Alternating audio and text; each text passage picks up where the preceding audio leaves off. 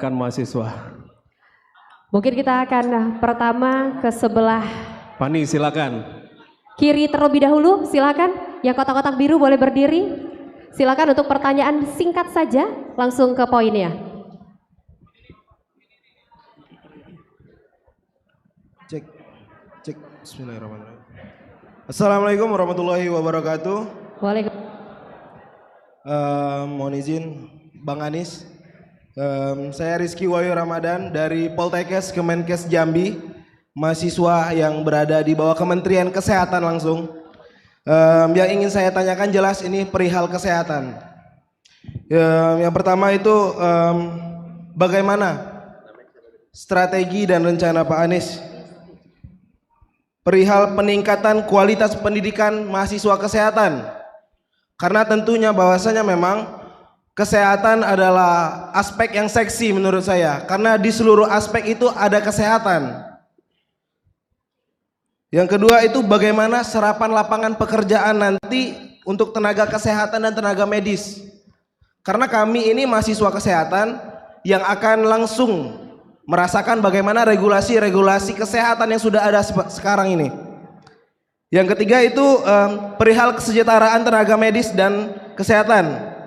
Perlu diketahui bahwasanya memang dari Satgas COVID-19 kemarin masih ada surat kaleng yang masih menuntut bahwasanya haknya itu belum diberikan kepada Satgas itu. Dan yang terakhir yang ingin saya tanyakan, kenapa hanya pendidikan dokter spesialis yang dirubah menjadi tenaga kesehatan? Kami punya tenaga kesehatan itu ada promosi kesehatan, ada kesehatan lingkungan, ada farmasi. Kenapa hanya terkesan bahwasanya hanya dokter yang menjadi tenaga kesehatan? Terima kasih. Oke, ini sepertinya Bang Rizky ini agak borong pertanyaannya ya. Nanti kita batasi satu orang hanya satu pertanyaan ya. Mungkin akan langsung ditanggapi oleh Bang Anies Baswedan. Kami persilahkan. Silakan Bang Anies, atau kita mau ada 3 untuk pertanyaan. beberapa sesi. ya. Oke, baik. Silakan untuk teman-teman rekan-rekan mahasiswa dan juga OKP. Mungkin kita boleh ke belakang terlebih dahulu, yang di sebelah belakang. Kami persilahkan.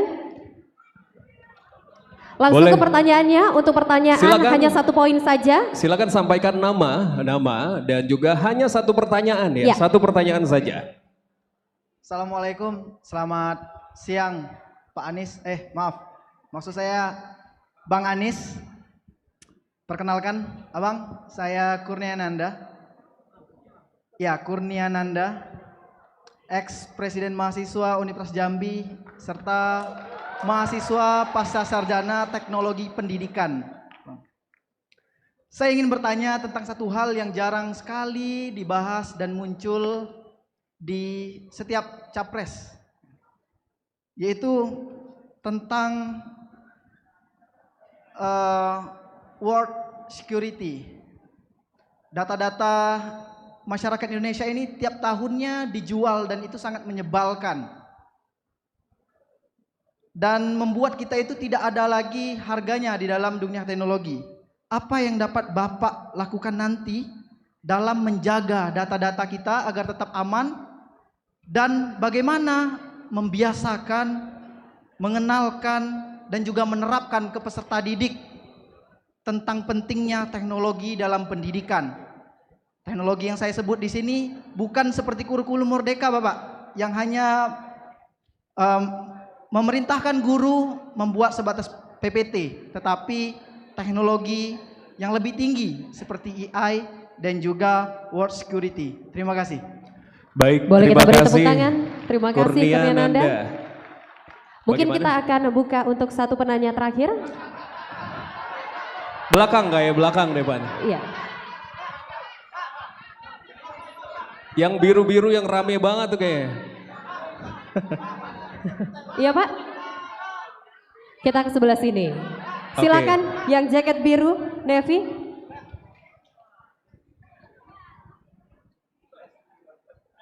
Langsung ke poinnya. Assalamualaikum warahmatullahi wabarakatuh. Baik, sebelumnya perkenalkan, nama saya Sirajuddin YS. Saya ucapkan terima kasih dan selamat datang Bang di Provinsi Jambi. Jadi gini Bang, Provinsi Jambi adalah memiliki salah satu sektor perekonomian yang mana yaitu industri pertambangan, Bang. Salah satu industri ini pertambangan batu bara memainkan peran sentral perekonomian regional yang menghasilkan sumber daya energi penting bagi Indonesia. Dari segi ekonomi industri ini memberikan lapangan pekerjaan yang cukup besar untuk warga Provinsi Jambi, Bang. Dan sumbangsi yang signifikan pada tingkat pendapatan daerah. Namun di balik kayanya sumber daya Indonesia Jambi, banyak sekali permasalahan yang mana sangat kompleksitas, Bang. Di antaranya dampak lingkungan dan sosial yang harus dikelola dengan bijaksana. Tapi sangat disayangkan, sudah belasan tahun industri ini datang dan hadir di Provinsi Jambi, banyak dinamika yang belum terselesaikan sampai hari ini, Bang. Maka dari itu saya ingin bertanya, Bang, jika Abang terpilih nanti menjadi presiden, bagaimana pengelolaan tambang ini dan perizinannya untuk tambang yang sedang dikelola sekarang dan yang tambang yang akan meminta izin lagi, Bang? Baik, terima kasih. Oke, dengan siapa tadi namanya? Sirajudin, Bang. Sirajudin. Mungkin untuk Yudi, Sirajudin, ada pandangan mungkin Ada dari pandangan, Anda Bang. sendiri dari pribadi? Saya malah seperti saya katakan tadi, tentu mendengar masalah bagus, tapi kalau boleh ada pandangan tidak? Menurut mahasiswa bagaimana yang harus dikerjakan? Enggak, kasih aja kepada Bung Sirajudin lagi mikrofonnya tadi. Kan beliau, Silakan. supaya gini maksud saya, kami ingin mendengar, Bung. Anda kan lihat di sini masalahnya. Menurut Anda apa ya langkah yang perlu dikerjakan ya? Oke, jadi gini, Bang, dunia pertambangan ini sangat merugikan menurut saya, Bang.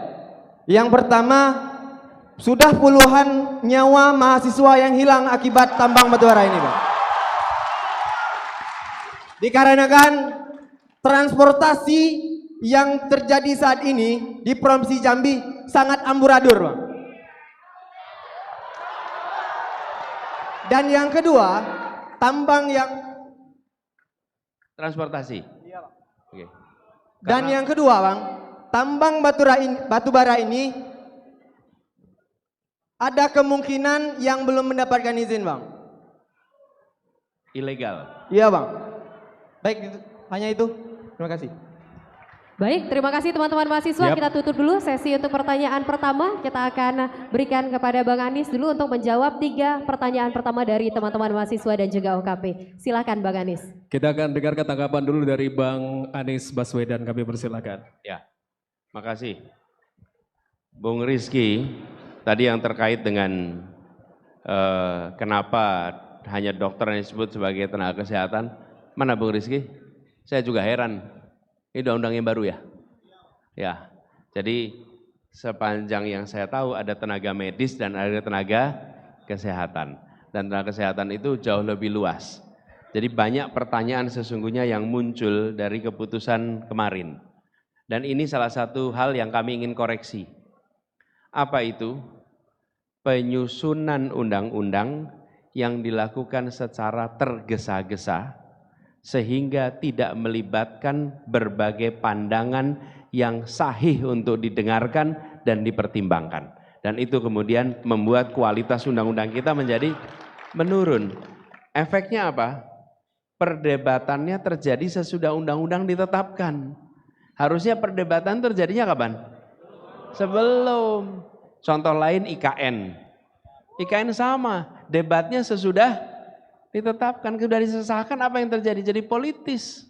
Kalau kritis dianggap anti pemerintah, kalau pro setuju dianggap pro pemerintah. Hanya karena sudah ditetapkan sebelum dibahas dengan lengkap. Ini salah satu agenda perubahan yang ingin kita kerjakan ke depan. Kualitas undang-undang kita lebih baik. Kemudian tadi gini tentang peningkatan secara umum bukan hanya di bidang kesehatan. Pendidikan yang sifatnya aplikasi itu harus dekat dengan sektor di mana itu dipraktekkan. Kalau di dalam kesehatan ada istilahnya tacit knowledge. Tacit knowledge itu ilmu yang dipelajari dengan praktek. Dan perlu interaksi antara mentor dengan yang belajar. Itu tacit knowledge itu tidak bisa hanya dipelajari di atas kertas. Misalnya, Anda mau belajar dari perawat yang membantu dokter bedah. Nggak mungkin Anda belajar hanya di atas buku. Bisa nggak di atas buku? Nggak bisa. Anda harus masuk ke ruang operasi, Anda harus mengikuti prosesnya sehingga Anda punya. Nah, yang begini itu harus dikerjakan bersama. Tapi itu bukan hanya di sektor kesehatan. Di sektor engineering begitu, di sektor kuliner begitu. Banyak sektor yang sifatnya pendidikan aplikatif itu harus bekerja bersama. Nah, ini harus diberikan insentif supaya dunia usaha yang berada di bidang itu mau membuka diri agar peserta didik bisa praktek di tempat mereka. Negara yang harus memberikan supaya mereka mau membuka diri. Karena kalau tidak, teman-teman akan kesulitan mendapatkannya. Lalu terkait dengan tadi diceritakan ada tanggung jawab yang belum ditunaikan ya. Itu harusnya ditunaikan, tidak boleh tidak. Karena kalau apalagi COVID-nya sudah lewat, kira-kira gini, bayar upah sebelum keringatnya kering. Nah ini udah kering berkali-kali, upahnya belum dibayar. Betul nggak? Harusnya dilaporkan itu. Menurut saya yang begini-begini harus beres, tidak boleh ini ditunda. Apalagi mereka-mereka yang bekerja dengan COVID. Teman-teman, saya boleh sampaikan di sini. Saya diberikan kesempatan oleh Allah untuk menghadapi ujian yang cukup besar. COVID, tidak ada kota lain yang menghadapi COVID sebanyak Jakarta. Tidak ada. Dan saya kebetulan bertugas di situ. Jadi saya menyaksikan dari dekat, siapapun yang bekerja menangani urusan COVID, dia berurusan dengan risiko yang cukup besar. Kalau yang dari jauh itu cuma dengar laporan. Tapi kalau yang bekerja sehari-hari, itu tahu persis risikonya sangat besar. Jadi ini harus dibereskan, tidak ada pengecualian. Kemudian soal lapangan pekerjaan, saya melihat begini. Di bidang kesehatan ini permintaan akan makin hari makin meningkat. Bersamaan dengan kesejahteraan meningkat, fasilitas pendidikan, fasilitas kesehatan itu pasti akan meningkat juga. Sehingga kebutuhan tenaga kerja akan meningkat. Nah, yang diperlukan adalah data antara kebutuhan dan pendidikan serta lulusannya. Saya melihat ke depan disiapkan semacam pusat clearing house yang membutuhkan bisa melaporkan, yang lulus bisa mendapatkan informasi tentang lapangan pekerjaan di dunia kesehatan, gitu ya. Bung Kurnia, soal teknologi pendidikan, ya, saya setuju sekali soal ini. Hari ini pendidikan kita itu unik. Anak kita abad 21, gurunya abad 20, sekolahnya abad 19. Ya, coba Anda lihat. Cara ngatur ruang kelasnya, cara ngatur kelas abad 19. Gurunya abad 20, anaknya abad 21. Jadi gap. Nah, siapa yang harus paling banyak belajar di sini? Gurunya. Gurunya yang harus belajar sehingga walaupun ruangannya settingnya abad 19, tapi dia harus bisa mengajar dengan pendidikan pendekatan abad 21 dan harus pakai teknologi. Jadi apa yang Anda sampaikan itu benar. Nah, yang kedua, jangan kita menerapkan teknologi saja. Saya usul nih. Apalagi untuk Indonesia. Kenapa? Jangan kita ikut-ikutan gaya mengambil keputusan beberapa pihak yang menganggap Indonesia itu sama semua. Sama semua. Sehingga teknologi apa yang digunakan sangat ditentukan dengan kebutuhan yang ada di tempat tersebut. Karena itu saya sering sampaikan, tujuannya bukan menerapkan teknologi, tujuannya memanfaatkan teknologi untuk membangun potensi anak. Jadi tujuannya mengembangkan potensinya, pakai teknologi. Kalau kita berpikir menerapkan, ya kita terapkan saja. Yang penting teknologi sudah diterapkan. Itu beda sekali cara pandangnya. Nah, kemudian soal data security, ini PR besar. KPU saja kemarin bobol datanya. Ini PR di kita, bukan hanya di dalam bidang pendidikan, tapi di semua bidang harus ada keseriusan untuk menangani soal security data. Mudah-mudahan nanti Bung Kurnia bisa ikut terlibat langsung untuk ngurusin security data ya. Makasih.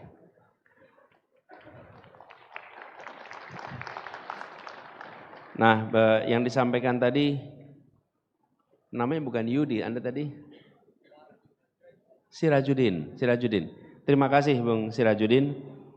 Jadi jalan yang sama dipakai untuk angkutan batu bara dan dipakai untuk kendaraan masyarakat sehingga jalannya rusak, sehingga sering kecelakaan, sehingga merugikan bagi masyarakat, sementara yang batu bara mendapat keuntungan, gitu ya kira-kira. Betul ya? Kenapa tidak dibuat jalan khusus ya? Hah? Janji itu aja. Jadi apakah pernah ada rencana membuat jalan khusus? Tapi tidak pernah selesai. Rencana itu yang membuat siapa? Yang membuat siapa?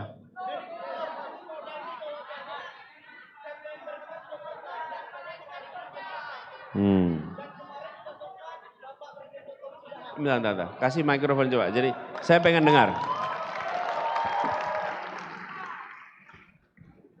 Oke, izin. Assalamualaikum.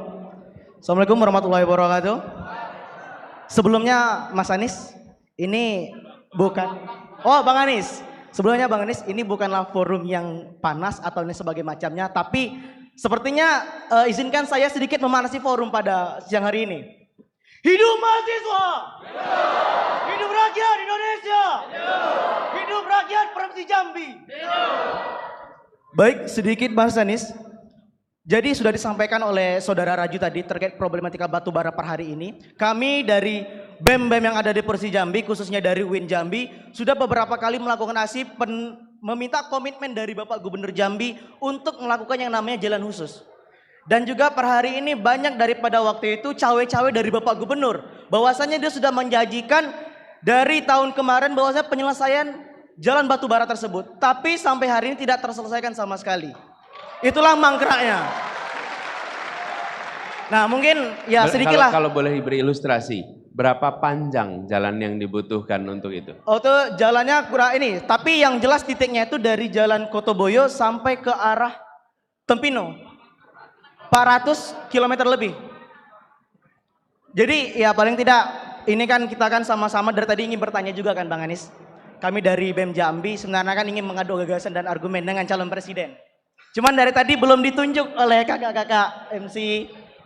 Tapi ya seandainya memang insya Allah Mas Anies terpilih kan, ya sekalianlah saya menambahkan. Bagaimana sih komitmen penyelesaian sengketa batu bara ini? Terima kasih. Makasih. Begini, sebenarnya kalau kita melihat di berbagai praktek banyak tempat, ketika logistik yang digunakan atau yang diangkut itu end to end. End to end itu artinya berangkat dari satu titik sampai ke titik lain dan tidak perlu berhenti di tengah. Sebenarnya yang paling efisien itu selalu rel kereta. Rel kereta. Kenapa? Karena dia tidak perlu berhenti di mana-mana. Lain kenapa pakai kendaraan mobil? Supaya namanya aja mobil, supaya mobile. Mobile artinya bisa bergerak kanan kiri. Tapi kalau barangnya dari ujung ke ujung selalu menggunakan pendekatan kereta, itu jauh lebih efisien. Investasi di awalnya mungkin mahal, tapi jangka panjangnya menjadi murah. Menurut saya itu salah satu opsi yang harus dieksplorasi ke depan. Ya. Dan sesungguhnya kalau kita lihat sejak era kolonial dulu ketika teman-teman lihat jalur kereta api itu selalu jalur logistik untuk batu bara di sawah lunto, untuk di pelaju BBM dan lain-lain. Nanti tapi saya melihat begini, kalau itu pakai jalan, maintenance-nya mahal sekali.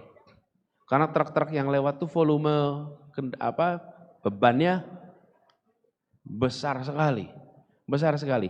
Perawatannya akan mahal. Kami termasuk yang melihat kereta api ini harus dibangun lebih banyak lagi. Supaya jalur-jalur yang sifatnya itu end to end kebutuhannya itu bisa menggunakan kereta api. Dan insya Allah itu jauh lebih efisien. Kita coba explore opsi itu ke depan ya. Teman-teman, saya termasuk yang ingin kalau membuat janji sudah bikin studi dulu. Saya tidak ingin membuat janji untuk tepuk tangan. Saya ingin membuat janji untuk bisa dilaksanakan. Itu berbeda sekali. Supaya bisa terlaksana. Jadi, tapi saya mendengar soal itu. Lalu yang kedua, soal tambang ilegal.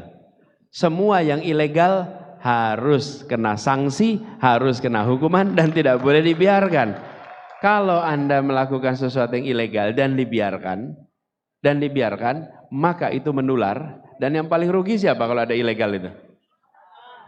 Masyarakat dan negara yang paling rugi. Kan pendapatannya tidak masuk juga ke negara, bukan? Karena ilegal. Nah, praktek-praktek seperti ini yang harus dibersihkan. Dan kita hari ini menyaksikan negara kita banyak sekali korupsi di aspek penerimaan. Sementara perhatian di aspek penerimaan itu rendah. Korupsi yang dibicarakan biasanya korupsi aspek pengeluaran. Padahal penerimaan luar biasa. Ngambilnya X ton, bayarnya Y ton. Nah terus yang sisanya kemana? Karena itu kami melihat standarisasi, kemudian monitoring di dalam aspek pendapatan menjadi penting. Itu baru yang legal yang bisa diukur. Yang ilegal diukur pun tidak, uangnya hilang. Jadi kalau yang ini saya mau komit. Saya komit untuk bicara tentang pemberantasan ilegal. Oke, karena memang itu sudah kita rencanakan dan itu harus kita kerjakan ya. Oke, 3 ini. Terima kasih, silakan. Baik, terima kasih. Boleh kita beri tepuk tangan untuk Bapak Anies Baswedan. Dan mungkin teman-teman karena keterbatasan waktu kita akan langsung saja ke closing statement dari Bapak Anies Baswedan. Kami persilakan Bapak. Gini, Anda udah bicara, jangan. Gini dah, kasih 2 lagi, nanti saya pangkas closing saya, singkat aja. Oke baik, kita akan kasih untuk 2 penanya. 2 lagi atau langsung dipilih aja biar adil? Silakan, yang pertama. 1 lagi mungkin Bang Anies boleh pilih. Kira-kira?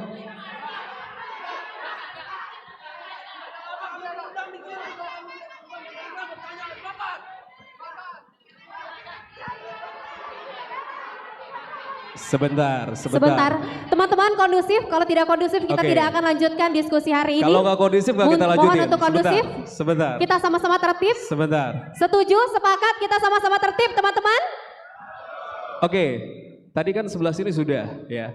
Sebelah sini sudah. Kita lanjut mungkin yang sebelah sini. Sudah ya kan. Sini yang belum. Ya, kami persilakan yang baju putih boleh. Oke. Silakan ke poin pertanyaannya.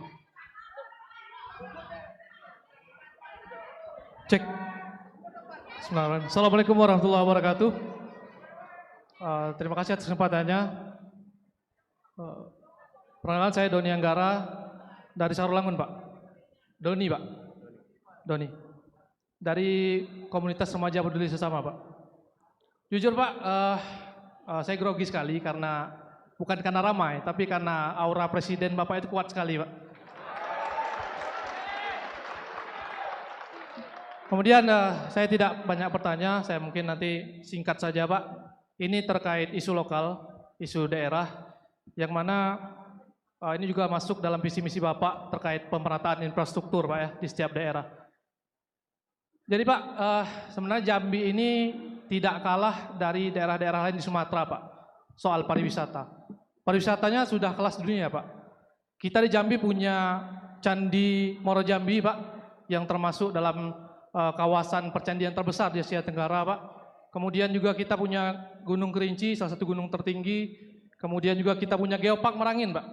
Geopark Merangin yang masuk dalam UNESCO Pak, UNESCO Global Geopark. Tapi yang jadi masalah adalah Pak, karena itu kan sudah kelas dunia semua Pak, pariwisata kita Jambi. Tapi kita masih kalah dalam hal soal wisatawan Pak, wisatawan asing. Saya pikir masalahnya adalah soal akses Pak. Kebanyakan wisatawan-wisatawan asing itu langsung kalau mau ke Sumatera itu lewat Padang dulu, karena bandara internasional di sana. Mau ke Kerinci lewat Padang dulu, lewat Sumsel dulu. Nah di Jambi akses itu kurang Pak, terutama akses transportasi Pak.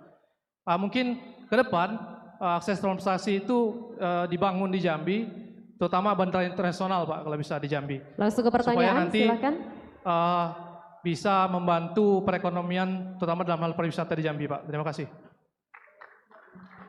Baik. Oke, izin, teman-teman izin. Ini dari tadi yang bertanya cowok-cowok semua. Kita berikan satu penanya terakhir untuk perempuan. Satu untuk perempuan, kita akan berikan. Satu untuk perempuan, silakan.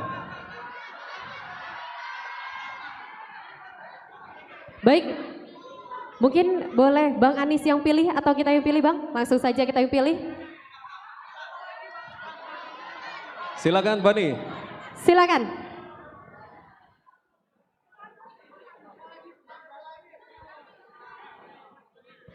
Satu pertanyaan Satu ya. pertanyaan, satu poin. Langsung. Oke, sebelumnya Assalamualaikum warahmatullahi wabarakatuh. Langsung saja perkenalkan, nama saya Dina Lorenza dari UIN STS Jambi. Jadi sebagaimana video yang telah saya lihat Pak di 2018, di situ perdialogan Bapak Anies dengan Mbak Najwa Shihab. Di situ Bapak mengatakan bahwasanya Bapak menjadi gubernur Jakarta itu karena promosian dari Bapak Prabowo. Dan di situ Mbak Najwa mengatakan bahwasanya selagi Bapak Prabowo mencalonkan diri, Mas Anies tidak akan maju. Dan Bapak menjawab, teman-teman kondusif, teman-teman tenang. Dan Bapak menjawab, Bapak tidak akan menjadi poros selagi Pak Prabowo menjadi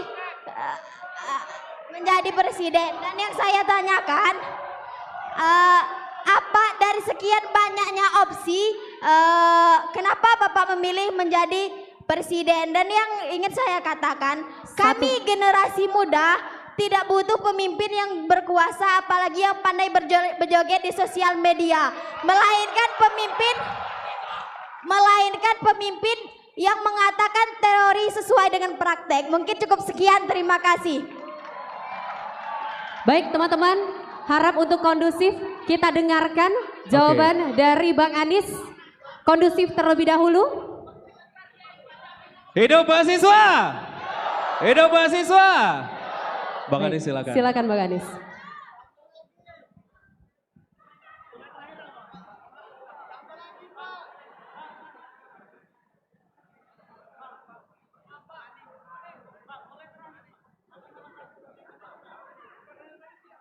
Gini, teman-teman, ini teman-teman sekalian, kita senang sekali bahwa teman-teman punya aspirasi yang banyak, punya pikiran yang banyak. Itu artinya kita tidak diam.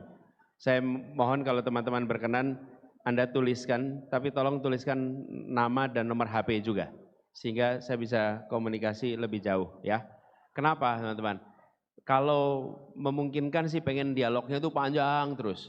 Di sisi lain ada teman-teman yang juga sudah menunggu untuk kegiatan berikutnya dan saya harus meneruskan perjalanan. Jadi inginnya segalanya serba panjang, tapi mudah-mudahan walaupun singkat substansinya sampai ya. Bung Doni, tentang pariwisata yang potensinya besar tetapi belum tumbuh. Nah begini, potensi pariwisata yang besar itu harus ditopang dengan fasilitas pendukung. Yang utama adalah konektivitas, transportasi pertama.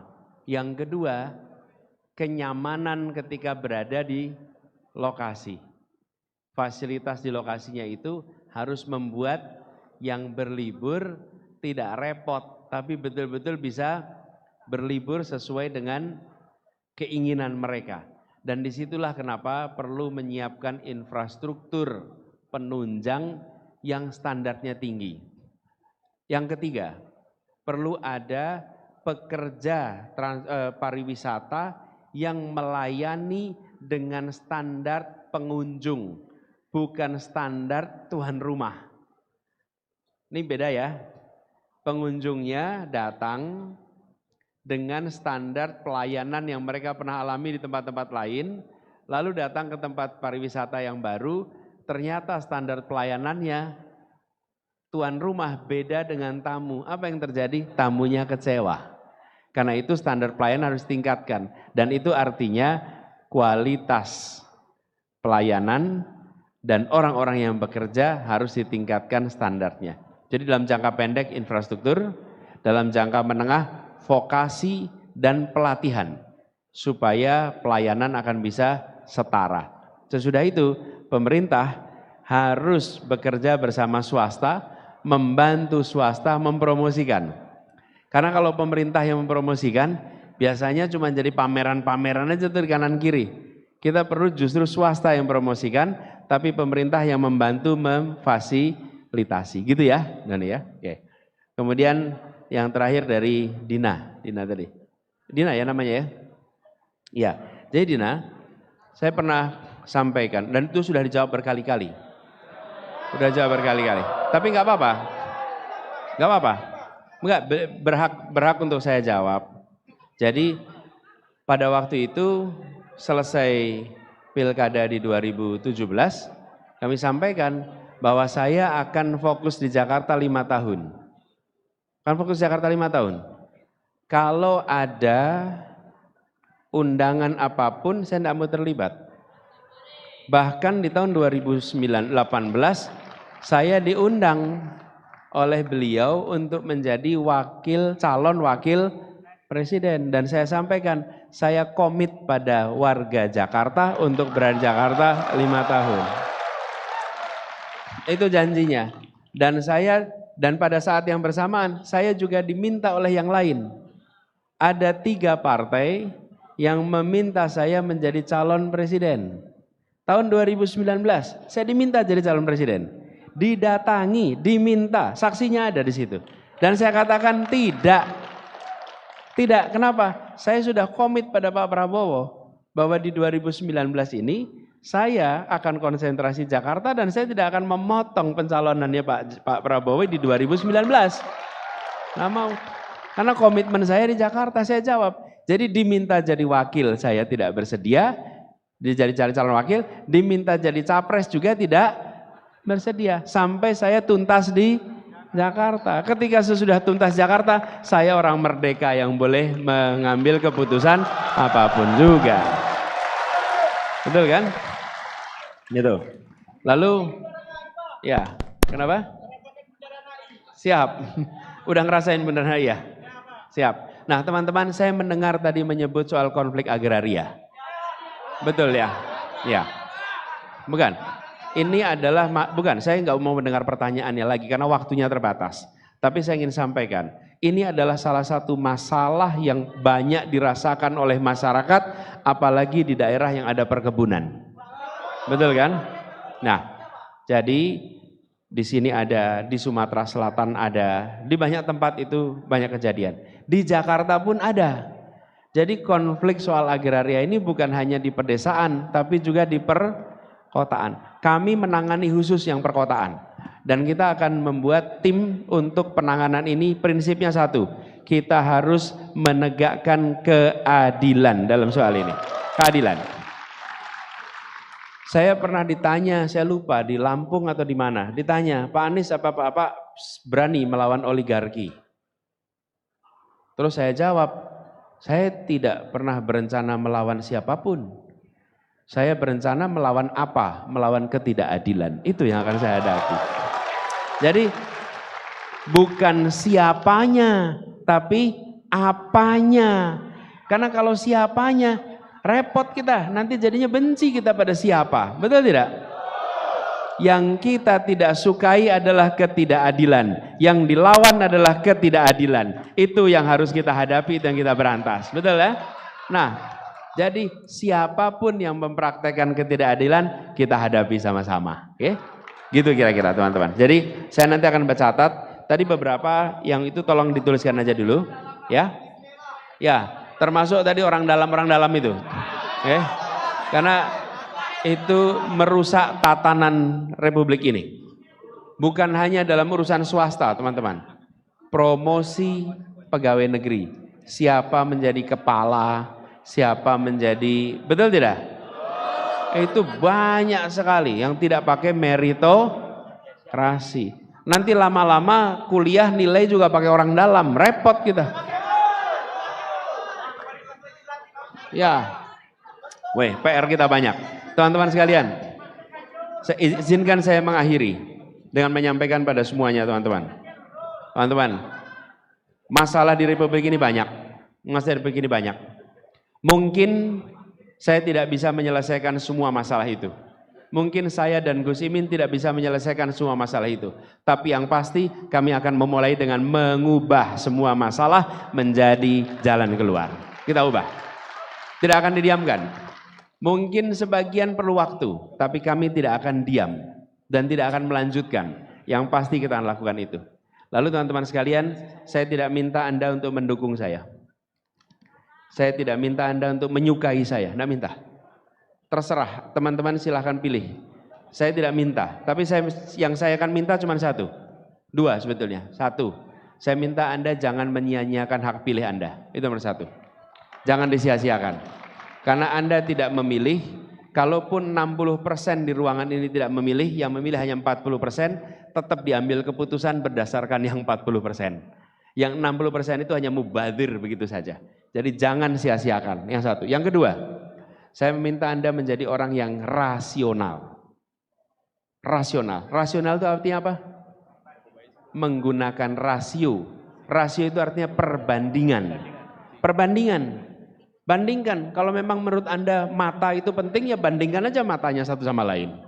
Kalau menurut Anda soal fisik itu penting, bandingkan aja fisiknya. Kalau menurut Anda yang penting itu latar belakangnya, bandingkan latar belakangnya. Bebas, tidak ada larangan Anda membandingkan faktor apapun juga. Kalau menurut Anda faktor apalagi ya, bentuk rambutnya, boleh. Tidak ada larangan, yang penting dibandingkan. Betul tidak? Boleh. Boleh. Boleh aja. Tidak ada larangan dan tidak ada keharusan membandingkan apanya. Tapi bandingkan. Oke? Bandingkan. Nah, kalau saya usul, bandingkan rekam jejaknya. Bandingkan rekam karyanya. Bandingkan rekam prestasinya. Karena Anda sedang memilih orang untuk memegang kewenangan. Apa tugas terpenting dari pemegang kewenangan? Mengambil keputusan. Dia akan mengambil keputusan. Dan ketika mengambil keputusan, Anda harus yakin bahwa keputusan yang dia ambil adalah keputusan yang untuk kepentingan semua. Bukan kepentingan kelompok, bukan untuk kepentingan yang kecil. Bismillah, insya Allah Jambi, mahasiswanya pemilih rasional semua. Terima kasih semuanya. Terima kasih kesempatan ngobrolnya, dialognya. Salam hangat buat semua dan terima kasih sudah memilih hadir. Anda bisa menceritakan pada diri sendiri bahwa di saat Indonesia di persimpangan jalan, Anda bukan penonton. Anda menjadi bagian yang memilih untuk melakukan perubahan. Makasih. Assalamualaikum warahmatullahi wabarakatuh. Waalaikumsalam warahmatullahi wabarakatuh. Boleh kita beri tepuk tangan yang paling panas sekali lagi untuk Bang Anies Baswedan. Kami mohon izin Bang Anies untuk tetap berada di tempat. Dan kami mengundang untuk 5 penanya yang sudah bertanya tadi untuk dapat maju ke depan karena ada souvenir merchandise dari Bang Anies Baswedan untuk 5 penanya tadi. Silakan yang merasa bertanya di sesi pertama dan sesi kedua kami mohon maju ke depan. Kondusif teman-teman. Tolong kondusif semuanya. Kondusif teman-teman. 1, 2, 3, 4. Yang hanya yang bertanya. Hanya yang bertanya yang naik. Hanya yang bertanya. Oke, baik. silakan. Mungkin nanti untuk sesi foto-foto dan juga dokumentasi teman-teman yang lainnya yang baru saja memberikan pertanyaan mungkin boleh langsung untuk turun ke bawah. Baik, kita cukupkan untuk kertas dari teman-teman pertanyaan. Silakan cukup untuk dapat melipir ke bagian kanan. Cukup untuk teman-teman boleh. Pengambilan dokumentasi, mohon izin rekan-rekan semua. Baik, kita tutup untuk sesi pertanyaan. Bapak, tolong dibantu Tolong teman-teman. kondusif teman-teman semua. Baik.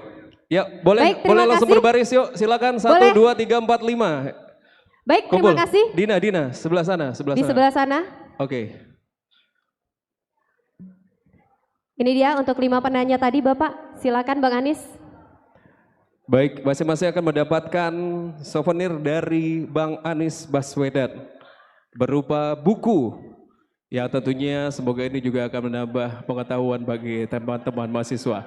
Boleh kita beri tepuk tangan sekali lagi paling meriah teman-teman sekalian. Indonesia adil dan makmur untuk semua.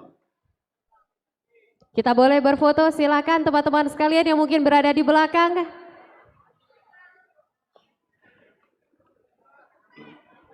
Bang Anies mungkin biar adil masing-masing sisi kali mau foto bareng. Masing-masing sisi ya. Oke.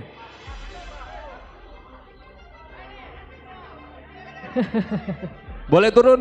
Boleh turun? Ayo Yang boleh sudah turun. tadi Cukup. diberikan Ayo merchandise. silakan turun. Siap, yuk Fani kita Story. boleh turun.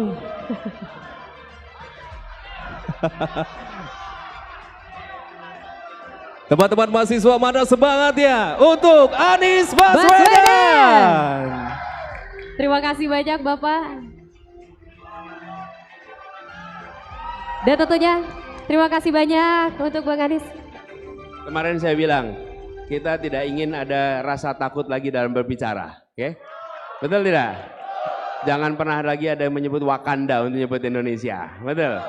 Jadi kemarin saya bilang Wakanda no more, Indonesia forever. Ya?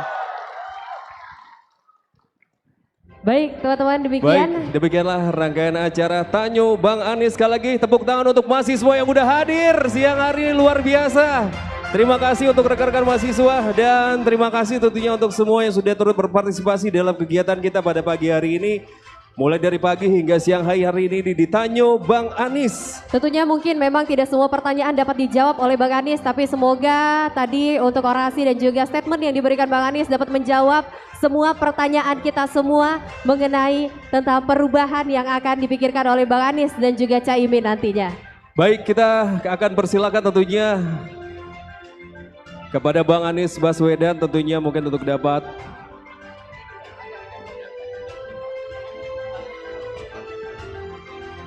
dan teman-teman semua, kami juga terus menghimbau rekan-rekan mahasiswa, rekan-rekan OKP dan seluruh tamu undangan untuk tetap kondusif.